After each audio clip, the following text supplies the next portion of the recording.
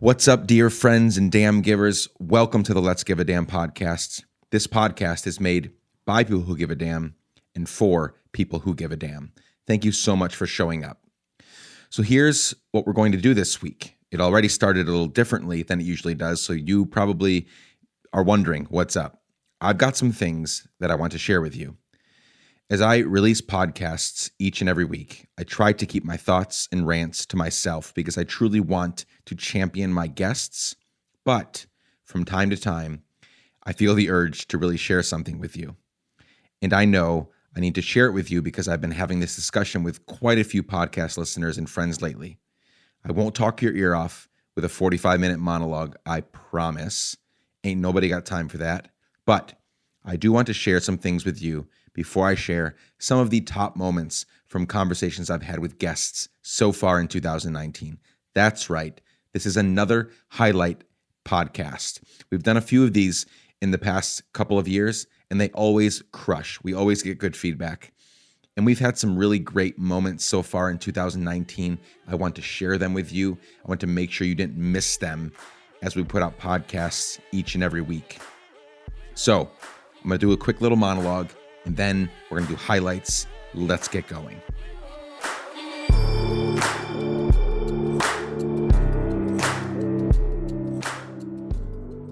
So friends, here's what I want to chat about with you for a few minutes. And forgive me ahead of time if I go all over the place. I'll try not to. It all makes sense in my head.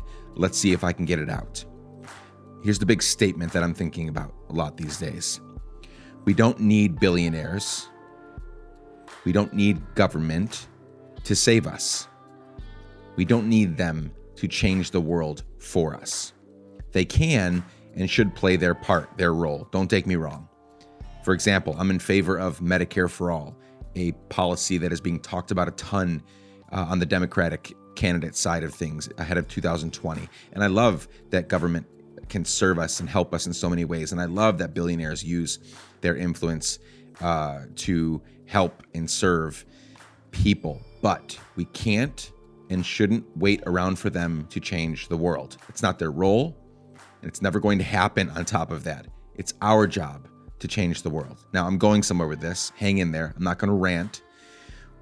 We also shouldn't expect for us, for you, and for me to do everything perfectly as we learn how to become better damn givers.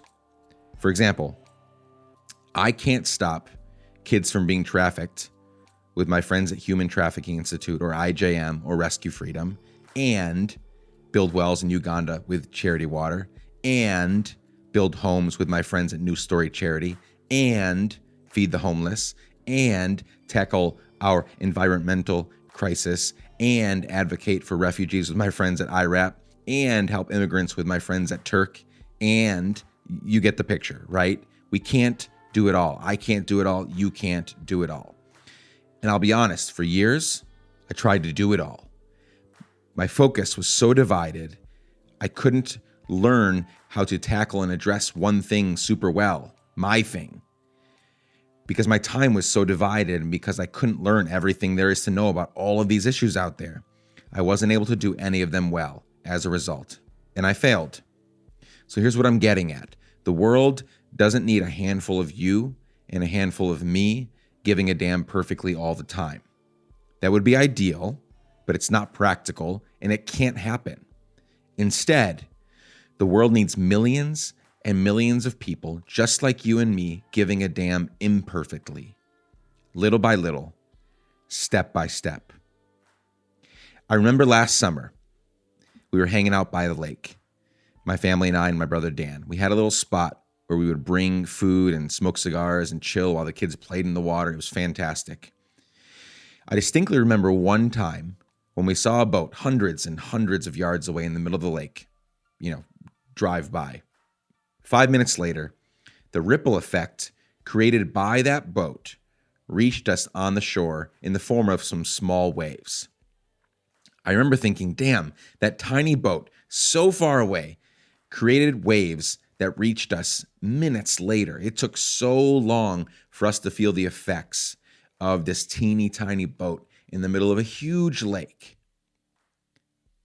You see where I'm going with this? That's what I'm talking about.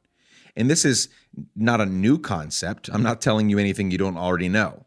For example, Charles Baudelaire said nothing can be done except little by little. There's a Peruvian proverb that says, little by little, one walks far. And one of my favorite people to learn from, Chinese philosopher Lao Tzu, says the journey of 1,000 miles begins with one step. So again, nothing new. We know this ripple effect. People talk about it all the time. So why are we prone to not do the small things? Why do we wait around to do the big things, the things that we think are going to get us more attention and maybe go viral online, right? But we're not faithful in the small things. So for the sake of this conversation, I want to share a few examples of things that my family and I have done, that I and my family have done recently to give a damn. And I'll warn you ahead of time that most of these things will land in the environmental, sustainability, waste-free space, because that's what we as a family have made a focus of in our lives. So here are a few examples, just so you can see how small these things are. But I want to convince you in the next few minutes how important they are. So number one, I recently got rid of our gas-powered lawnmower, and I got one of those old school push-reel lawnmowers. You know, the ones that don't require any gas, nothing. You just push and the blade goes around.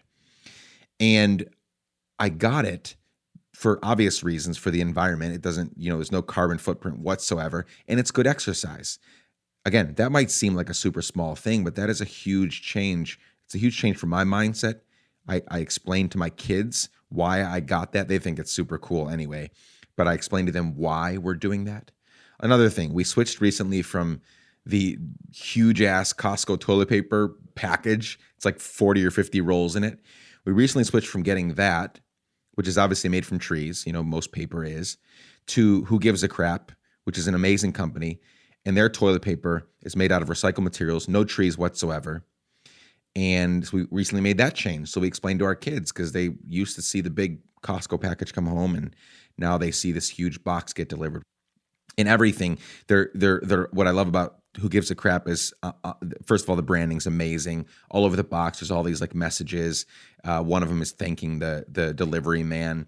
And they even say on the box, because they really embrace not just the recycle, but the reduce and the reuse. Obviously, their whole platform is built on toilet paper that is completely recycled, right? All these different recycled materials. But on the box, they give ideas for what to do with even the box, right? Which I think is so cool that they even went to the extent of, here's some things that you can do with this box so that it can have a longer life, so you don't just throw it away or recycle it right away. The third thing that I wanted to share is, when I go grocery shopping every week, I now make a conscious effort to buy groceries that have the least amount of packaging possible. Right? We already take our own reusable grocery bags, our tote bags, with us to the store. But now I'm thinking through, in fact, last week, I'll just give you an example. I called Becky up and she had said, hey, we usually get these like Cliff bars for the kids, for granola bars, for snacks.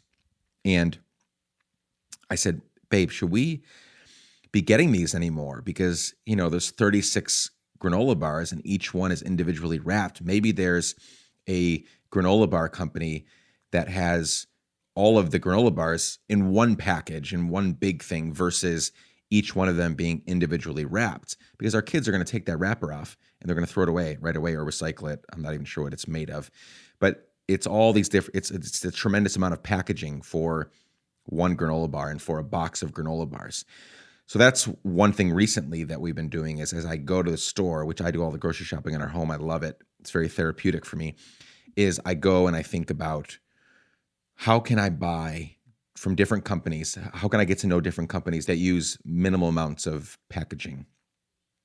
So those are three tiny examples of my family imperfectly giving a damn in little ways, right? Because we're not saying tomorrow we're going to go waste free in our home. We're going to change everything. We're going to get rid of all the stuff that is wasteful in our house and become a waste-free household. We eventually want to get there, but we are going to imperfectly give a damn for a long time, as we head toward that goal. And so with those examples, you might say, Nick, are you truly making a difference, right? Those are so tiny. You're one dude in one city in America that switched from a gas-powered mower to a push mower. You could argue that I'm not, and that's fine. You might be partially right. After all, I'm just one of 7 billion plus people on the planet. But I think I am. In fact, I think that I know that I am. I'm making a difference for myself, for my family, for my community, for my city, my country, so on and so forth. So I hope that you get where I'm going with this. I want you to be okay with imperfectly giving a damn in the little things in life, each and every day, each hour, instead of feeling like you have to do these huge, you have to make these huge catastrophic marks on the world, right? The most important, the people that have the longest legacy are people that did small things over and over and over again until they reached where they needed to go and wanted to go. So I hope it's making sense. I hope you're getting inspired to do more small things that will turn into big things down the road. And down the road might be next year, might be the next decade, might be 3 decades from now. We don't get to know. We don't get a peek into what our legacy is turning into. We don't get a peek into the impact we're having. We're just called to be faithful in the little things in life. So thank you for listening. Hope that was helpful. Now I'm going to share some of my favorite moments on the podcast so far in 2019. There have been so many, but I've narrowed it down to these few, I think 6 or 7. So for the next few minutes, you'll hear in this order from Claude Silver, Courtney Hale, Audrey Assad, Scott Hamilton, Trey Crowder, and Holiday Reinhorn. I'm not going to introduce each person. I'm just going to queue up all of these clips that I want to share with you, and they're going to run one after the other until we get to the end, and then I'll come back in and wrap things up. Okay? Are you ready? Let's do this.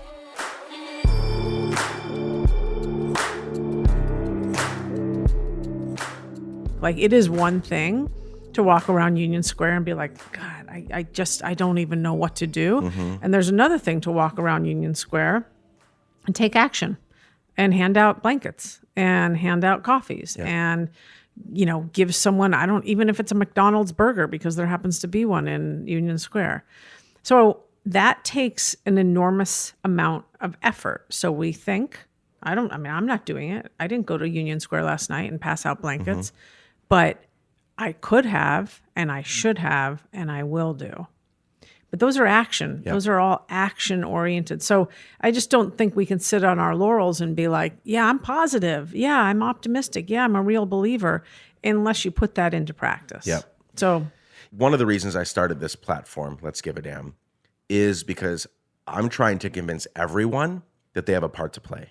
And there's so many people that either don't believe that or ignoring that fact, right? Because Netflix is calling every night. And right, so right now we've got like 7% of the people doing 80% of the work, right? In terms of making the world a better place. Very few are actively engaged in like, because we do have things like we need to rest. We have families. We have kids. We have work. Like, I can't 20 hours a day be handing out blankets or going across the world to help with this water project in Zambia. You know what I'm saying? Like, we can't do all of that.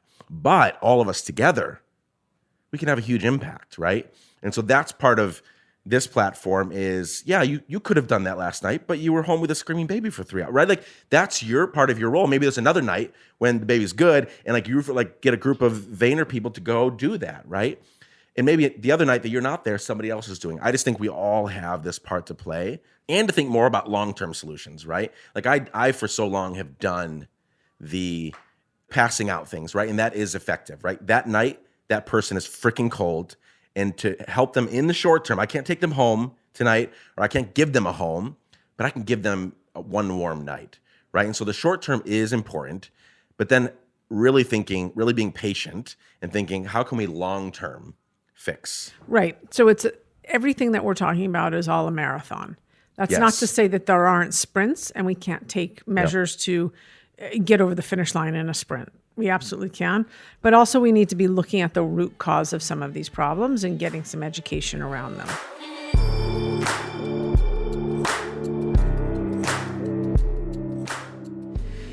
So Conan did this interview recently. And I've always thought Conan was, I like him. He's quirky.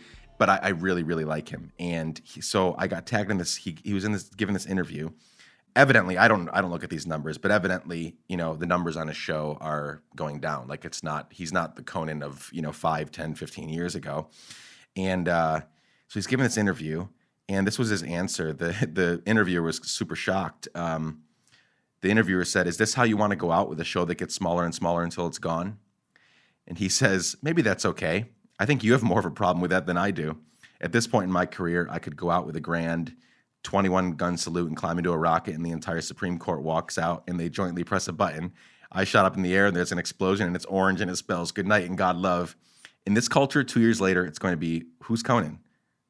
This is going to sound grim, but eventually all of our graves go unattended." And the interview says, "Yeah, you're right. That does sound grim." And he keeps on talking about it. But the reality is, the example I was thinking about was the two of them, John McCain and Tony Bourdain, and how much of an impact those two men had on our culture, right? And I mean, have you thought about Anthony Bourdain today, or John McCain, or anyone else and these are really famous people, right? Yeah. You and I, who knows what'll happen in our lifetime, but at some point we're going to be forgotten, right? And we're going to die and be forgotten. But there's one thing that will live on in the hearts of a few people, and that's our legacy, right? The things. So on the one hand, I bring that up because I've been thinking about this all morning, actually, because I saw that, is that on the one hand, nothing that we do on earth really matters in the end, because there is somewhat of a futility about life in that literally days after we're gone, everybody goes back to normal. But there is a beautiful thing about life in that we do get to have an effect, a long-term effect on certain people. And our legacy might not live on in that they remember our name and what we did, but the things you're doing right now, the kids that you're impacting will go on to be successful. And that's part of your legacy, right? It's not going to be named Courtney Hell's work. So all that to say, I'm asking this question a little differently. This is a question I ask every guest. I'm asking a little differently because I'm thinking about this Conan interview, right? But you're going to die someday. And hypothetically, I get asked to give your eulogy in front of your family, your friends, Knowledge Bank staff and team, and whatever else you've done at that point, many, many years from now. I'm asked to give your eulogy. What do you want that to be? What words would I be speaking over your life and legacy on that day? Man, this is a heavy question. We should all start the year off by writing our eulogy. Instead of New Year's resolution, and then I'm a proponent of New Year's resolution. I'm all about it. And people. But it's not the most important thing. And man, I think there are more important questions that can drive our ambitions better than these high level vision resolutions. I could die today. Did I give it my best? That's the question that we should all wake up being aware of, is I could die in 5 minutes. We could leave this interview. You get hit by some dude changes the station on his radio, plows you on the sidewalk. You're gone. Yeah. Did you do your best, right? So anyway, keep going. Yeah. So let me talk about from the Knowledge Bank perspective. We do this thing every year. It's called the Young Money Matters Summit. It's half day of financial education for teenagers. I had a student raise his hand and say, "Thank you." He said, "Because today you guys," and I'm going to paraphrase, but he said, "Today you guys gave me hope." He's like, "I grew up and I have been living my life thinking that because of my circumstances, where I live, where I go to school, what my parents do, I have a ceiling on what I can accomplish. And today I realize that I can live my life without that ceiling existing." That was the most powerful thing. It's amazing. That I have ever heard a kid say as a result of the work that we do. That day, what I've wanted from Knowledge Bank was satisfied. I just want to change lives. I want to change perceptions. I want people to strive to be the best that they can be.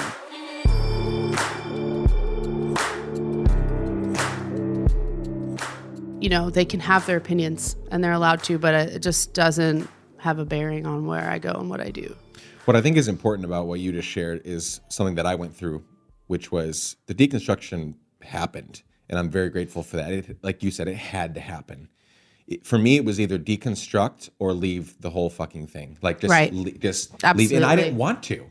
Similarly to you, I'm very attracted to Jesus. I'm very attracted to what he wants us to do in the world. I think he's behind it all. So leaving it all was an option, but it wasn't really an option. But I had to reconcile so much of what was happening. I had to figure out, how does this all fit in?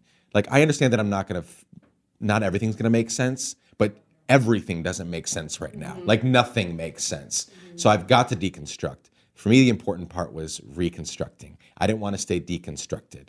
So many of my friends have deconstructed and never reconstructed, and that's fine for them if that's where you need to stay. But for me, the important part was as soon as everything was deconstructed, to maybe not start reconstructing right away, but to start thinking about the reconstructing. Like, okay, I am a house down to the studs right now. I was a pretty like rickety old house. They took me down to the studs. What are we going to do with this? I think this house still has good bones. What are we going to do with it? You know, that was super important to me to like start. Okay, let's start shaping the house again. Yeah. So, I love that. yeah. I think everyone's path truly is different. Some people I think need to be wandering in the wilderness. Honestly. Yeah. And this is the thing I have learned. There is no such thing as being behind. Everywhere you are right on time. So if you're wandering in the wilderness right now, that's where you're supposed to be. There's some mystical way in which this is true. I feel pretty convinced of it because what I know is that no amount of nagging or no amount of convincing from someone else or whatever will ever convince you or me to change until something in us says, I want to change. Yeah, so true. I want things to be different. It's so true. I want to walk this way instead of that way. So until that happens, then you are where your heart's desire is leading you, right? And it's like, I don't mean that to say that everything is great and everything everyone does that's self-destructive or whatever. Like, it's not what I'm Right. saying, but I think There are healthy and unhealthy versions in there, but sure, still, but I think that the truth is still there. yeah, you cannot go anywhere that your you doesn't want to go. You know, your deepest you, your true self and your shadow self are wrestling inside you to various degrees at all times. And I just think you reconstructing and you reordering and me doing that, it only happened when our true self said, I'm ready. And there's no amount of proselytizing or nagging that anyone else can do to make that happen. And some people, they deconstruct and they really need to walk around for a really long time without building anything else. And that's their path. I just have I don't think you do either, but I have no investment anymore in emotionally or otherwise in changing that about anyone.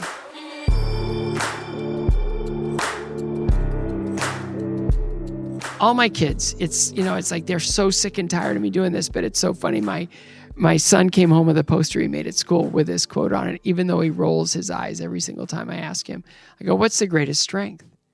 And he goes, ugh, Dad, a lack of weakness. I go, right. Find out where you're weak and get strong. Find out what's holding you back and eliminate it. We can do this. Like I have everything wrong. I had everything against. I had no chance, and all those things. And it's basically the reason I put this book forward is because I'm so unlikely. And so if I can do this, anyone can do this. This is not like, anything more than I had to figure it out. And I lost and failed. And I fell down minimum 41,600 times in my skating life. So you get up 41,600 times, and now falling doesn't really have the same identity as it did before. You get up, okay, I fell down, I get up again. Okay, who cares? I fall down again, I'll try again, I'll get up. Okay, I'll get up again. Okay, I'll get up again. Oh, I have cancer? Okay, time to get up. Yeah. Okay, I've been fired from this job? Okay, time to get up. All right, I failed at this relationship?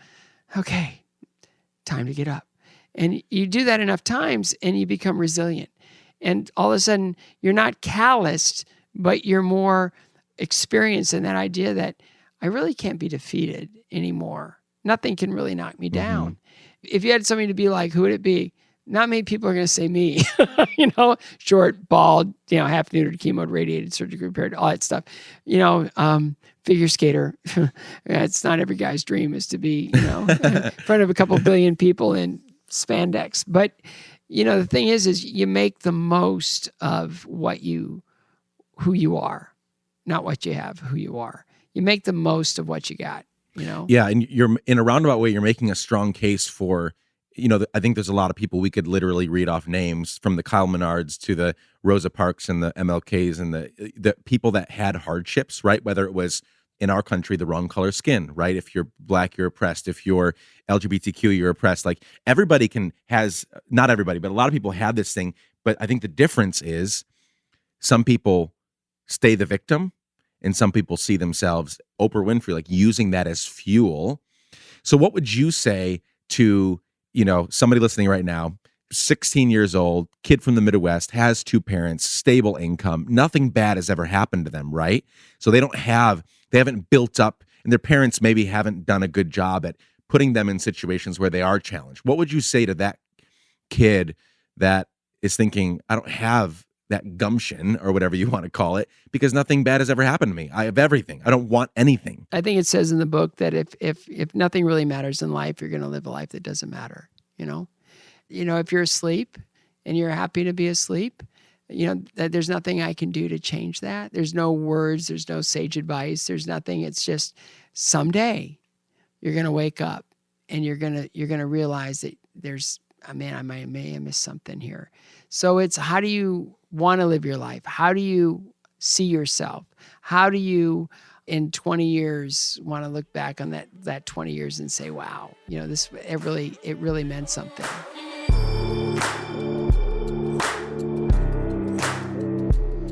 Philosophically, I think one of the main things that happens that causes this whole issue with the divisiveness right now and everything, and it's true for both sides, no more on either, one more so than the other. Both sides do this completely.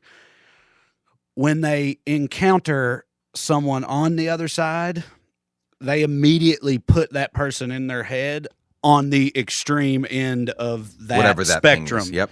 Very true. They put them on the pole of the opposing viewpoint, and that immediately puts them in a more defensive position and in a position of fuck this person, basically. Yeah. When in reality, most of us are not like that. Most of us, it's it's a spectrum politically, and most of us exist somewhere, in the middle of it, or at least not on the extremes, but we automatically, both sides, put whoever we're talking to on the other side in the extreme region of whatever their viewpoint is, and that's just a bad place to start a conversation from. I just, other than saying, I wish people would stop doing that, I don't know how to actually fix that, but I think that is one of the major root problems. The more practical thing, I think a lot of this shit comes down to, because again, we talked about my hometown a little bit. I briefly mentioned the factory leaving and how that changed everything and whatever. And that's a narrative around this country and everything. And it's also very true in minority communities. Also, what's really fucking us up, in my opinion, politically, is income inequality. Mm-hmm. That's what's at the root of most of this. If we were taking better care of poor people of all races and belief systems and demographics and geographical locations and all of that, if we were just taking better care of poor people in this country in general, I don't think so many people would be so goddamn mad. Mm-hmm. And that's all up to not just giving all the money to rich people, more tax breaks for the rich. Trickle down doesn't work, and it's been illustrated to not work for a very long time now. Yeah, but we keep going back to it. We keep doing it. It doesn't work, and that has to change. And the only way that's going to change is with some Democrats in office in positions of power to actually change it. So that's a big reason why I'm on the side that I'm on. But putting that aside, just the root problem of income inequality should be near the top of our priority list. And generally speaking, it's not. I mean, it gets talked about a lot, but I think if we could actually address that, a lot of this other shit would take care of itself.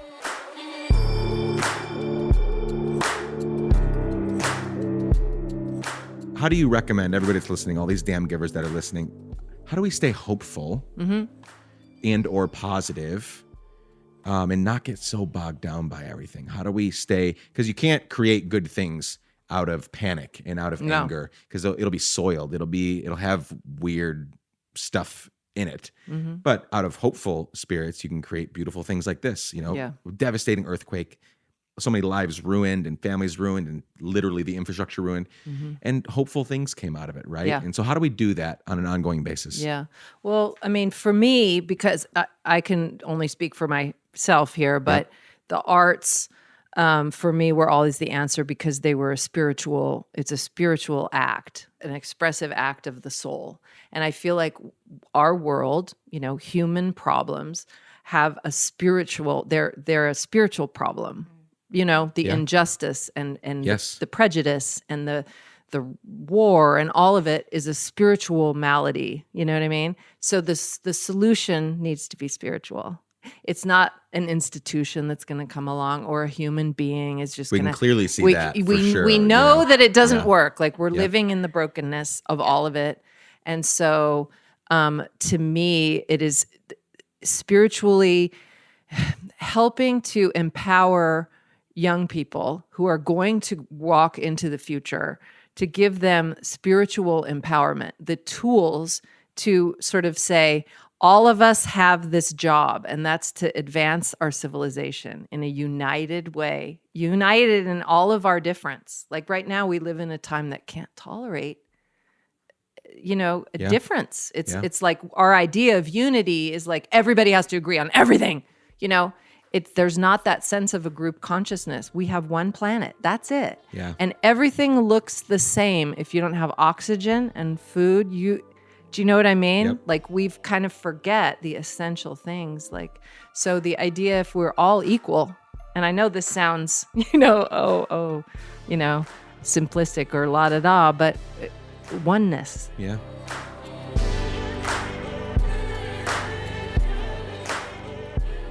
I'm dead serious when I say this. Sometimes I pinch myself. I pinch myself because I can't believe that I get to talk to such amazing humans and damn givers. I hope those audio bits that I shared with you, those pieces of the conversations I've had so far in 2019, encourage, challenge, motivate, and inspire you to give more damns than ever before. Friends, you can find links and more information about this podcast conversation and all things Let's Give a Damn at letsgiveadamn.com. If you love what we're doing on this podcast, here are a few simple ways you can support us. And if you do one or more of these, it would mean the world to us. First, tell a friend, tell a family member, tell a coworker. If you think these podcast conversations are impactful and meaningful, tell someone about them. When we hear good news, we want to share it with other people. So when someone comes to mind, tell them. It's not weird. Just go ahead and tell them. You can also leave us a 5-star rating and review on Apple Podcasts. That also means a lot. Lastly, consider giving us a few dollars each month to support the production of this show by visiting patreon.com/letsgiveadamn. This podcast episode was produced by yours truly and the amazing Chad Snavely, my man. The music is by the incredible artist and our friend Propaganda. Make sure to check out his music on Spotify or wherever you listen to your music. I can't wait to spend time with you next week. We have some incredible conversations coming up. I love you all. Peace.